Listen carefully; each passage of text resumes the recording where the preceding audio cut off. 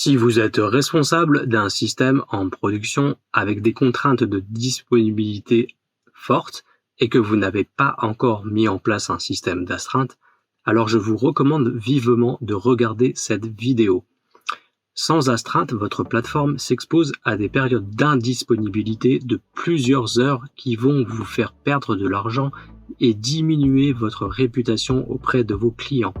Dans cette vidéo, je vais vous expliquer comment fonctionnent les astreintes, combien ça coûte et comment les mettre en place. Premièrement, les astreintes, c'est quoi? C'est avoir des employés qui sont capables d'intervenir sur un système en production hors des horaires de travail ordinaires dans un temps réduit, généralement de l'ordre de 30 minutes. Les employés en astreinte ne sont pas tenus de travailler, mais uniquement d'être joignables et disponibles pour intervenir rapidement en cas d'urgence. Ils doivent se mettre au travail que lorsqu'une intervention est nécessaire. Ils ne sont pas tenus d'être chez eux ou au bureau. Deuxièmement, avez-vous besoin d'astreinte? Alors, vous devez commencer par évaluer le risque pour votre production. Il faut donc estimer l'impact financier d'un incident en production. Par exemple, pour un site e-commerce, ça va être le nombre de ventes perdues à cause d'un site qui ne fonctionne plus du tout. L'impact va largement dépendre de l'activité de votre plateforme en dehors des horaires de travail. Ensuite, il faut évaluer la probabilité d'un incident, par exemple en prenant le nombre et la durée des incidents sur la dernière année. Enfin, le risque, ce sera tout simplement la probabilité multipliée par l'impact. Et c'est cette valeur, le risque, que vous allez utiliser pour déterminer si les astreintes sont nécessaires ou pas. Troisièmement, quel est le coût de la mise en place des astreintes? Si vous êtes en France, vous êtes légalement tenu à indemniser vos employés.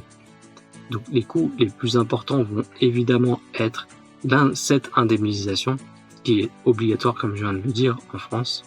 Et typiquement, dans mes dernières expériences, une semaine d'astreinte du lundi au vendredi de 19h à 8h et le week-end 24h sur 24, c'était rémunéré environ 400 € de salaire brut sur des emplois où la rémunération était entre 60 et 90K. Donc c'était la même rémunération d'astreinte, quel que soit le salaire. L'indemnisation en cas d'intervention. Dans mes dernières expériences, c'était une demi-journée de travail minimum, qui peut éventuellement être récupéré en congé. Des frais plus ou moins négligeables à considérer, l'abonnement et le matériel téléphonique, les frais de mise en place, frais d'avocat, les frais des outils type PagerDuty, pour le coup qui n'est pas négligeable. Quatrièmement, comment mettre en place des astreintes? Il faut premièrement un avenant au contrat de travail pour les employés concernés. Ensuite, il faut déterminer un délai d'intervention, typiquement de 30 minutes à 1 heure. Ensuite, déterminer les périodes de rotation, les jours et horaires concernés. Alors typiquement, le cas le plus courant, ce sera une semaine à la fois du lundi au lundi. Un de mes conseils, c'est de commencer avec une seule personne à la fois et une seule application à la fois. Il faut établir également une procédure d'urgence pour les interventions, incluant une procédure d'escalade à utiliser en dernier recours. Enfin, il y aura la négociation des indemnisations à faire et à discuter avec les employés. Cinquièmement, comment déclencher une intervention en astreinte? En niveau 1, avec une alerte automatisée via Datadog par exemple, ou alors une alerte manuelle déclenchée par un employé. En niveau 2, ce sera un appel téléphonique déclenché par une personne en astreinte en niveau 1. Sixièmement, quel matériel utiliser? Au choix, il y aura un téléphone et un numéro perso, c'est ce que je préfère. Ou alors un téléphone perso et un numéro pro avec 2 cartes SIM. Et enfin, un téléphone pro et un numéro pro dédié. Ça va dépendre de la préférence des employés. Septièmement, quel logiciel utiliser pour déclencher les alertes? Alors, il existe des dizaines d'outils pour déclencher des alertes dites on-call automatiquement. Le plus populaire, c'est PagerDuty qui couvre 99% des besoins, mais à un coût prohibitif de l'ordre de 100 $ par mois par utilisateur. Il existe également des alternatives low cost, dont ZenDuty, qui coûte à peu près 20 $ par mois par utilisateur. Huitièmement, comment intervenir dans une astreinte. Alors la première chose qui va se passer, c'est que vous allez recevoir une alerte sur PagerDuty ou autre, et vous allez devoir donner un accusé de réception. Vous allez devoir configurer votre outil de gestion d'alerte pour communiquer tout ce qui se passe sur un channel Slack ou Microsoft Teams en fonction de l'outil de communication que vous utilisez dans votre entreprise. L'accusé de réception est très important car c'est ça qui va permettre au reste de l'équipe de savoir ce qui se passe. Et c'est très important de rendre transparent toutes les informations qui se passent au sujet de l'incident. Donc la deuxième chose que vous allez devoir, après avoir donné l'accusé de réception, c'est de déclarer l'incident sur l'équivalent de votre statuspage.io. Alors si vous n'en avez pas, ça peut être un site équivalent, mais qu'est-ce que c'est qu'un statuspage ? C'est une page qui va envoyer un email aux clients qui se sont abonnés à la liste pour recevoir des notifications d'incidents. Donc ça c'est vraiment une des premières choses à faire et que je vois beaucoup de gens oublier. Dans le feu de l'action, quand on reçoit une alerte, on oublie souvent de faire ça, alors que c'est vraiment le premier truc à faire après avoir donné l'accusé de réception. Donc ensuite, une fois que ça a été communiqué correctement, vous allez devoir trouver une solution d'urgence pour remettre le système sur pied.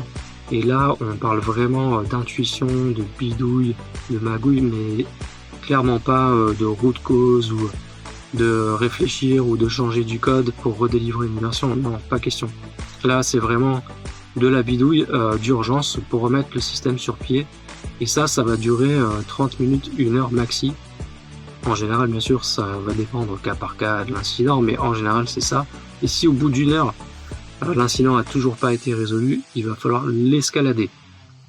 Donc, si vous avez mis en place un niveau 2, il va falloir escalader l'incident à un développeur qui va être listé dans un annuaire. Il va y avoir un numéro de téléphone dédié par application par exemple. Donc, ça dépend comment vous allez organiser vos astreintes, mais il peut y avoir par type d'application concerné un développeur d'astreinte en niveau 2 qui va répondre aux alertes d'astreinte.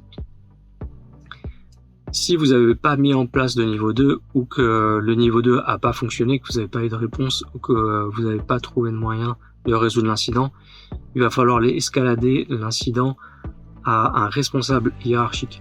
Et là, ça va être défini en fonction de votre structure. Ça peut être un CTO, un engineering manager, un manager, un directeur, voilà, n'importe qui. Neuvièmement, les actions à faire après l'incident. Donc s'il y a une chose qui est vraiment primordiale à faire après l'incident, donc là c'est vraiment une fois qu'on a arrêté le feu, que tout s'est calmé, qu'on est vraiment à tête reposée, mais qu'on a encore les idées fraîches, il va falloir faire un post-mortem. Le post-mortem, c'est un document écrit que vous allez archiver et qui va vous permettre d'apprendre à améliorer votre système. Donc, dans le document, au début, vous allez lister chronologiquement tout ce qui s'est passé pendant l'incident. Donc, à quelle heure et quel jour l'alerte a été envoyée, par qui elle a été reçue, quand est-ce que l'accusé de réception a été donné, quand est-ce que les investigations ont commencé, quelles sont les communications qui ont été envoyées aux clients, quand est-ce que la status page a été modifiée, quelles sont les investigations qui ont été lancées, les actions qui ont été menées, les personnes qui ont été contactées et impliquées dans l'incident, et à la fin, comment est-ce que l'incident a été résolu. Donc, une fois que ça a été fait, vous allez pouvoir réfléchir avec vos ingénieurs à comment améliorer le système pour que ça ne se reproduise plus. Donc c'est vraiment l'idée c'est vraiment de capitaliser sur cet incident pour améliorer la résilience du système. Donc vraiment trouver les failles, qu'est-ce qui fait dans le système que cet incident a pu se produire, comment ça peut s'améliorer. Donc c'est vraiment avec ce document, le post-mortem, que votre application va gagner en résilience, en fiabilité, et il faut vraiment voir ça comme une expérience, comme une opportunité pour améliorer le système. Et il y a vraiment qu'avec des incidents qu'on améliore la fiabilité d'un système. Voilà, j'espère que ça vous a plu. À bientôt. Ciao.